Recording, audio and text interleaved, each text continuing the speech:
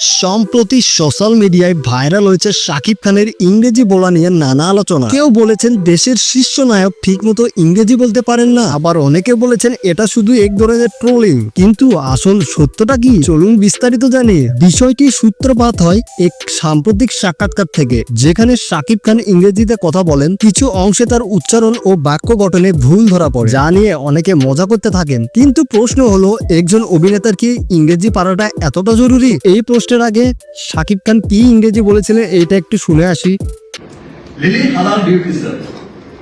Lily Halal Beauty Sir. Always be beautiful. Because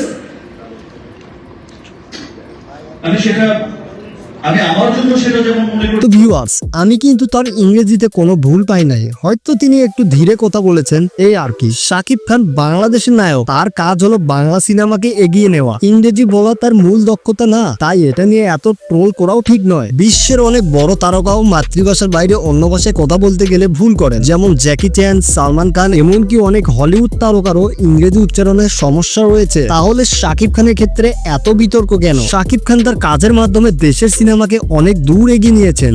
একজন তারকার সফলতা কি শুধুমাত্র তার ইংরেজি বলার দক্ষতার উপর নির্ভর করে, নাকি তার কাজ, অভিনয় ও দর্শকদের ভালোবাসে আসল বিষয়? আপনার মতামত অবশ্যই আমাকে কমেন্টেই জানাবেন। আর এই ভিডিওটি যদি আপনাদের ভালো লাগে, অবশ্যই একটি লাইক করবেন, শেয়ার করবেন এবং সাবস্ক্রাইব করতে ভুলবেন না।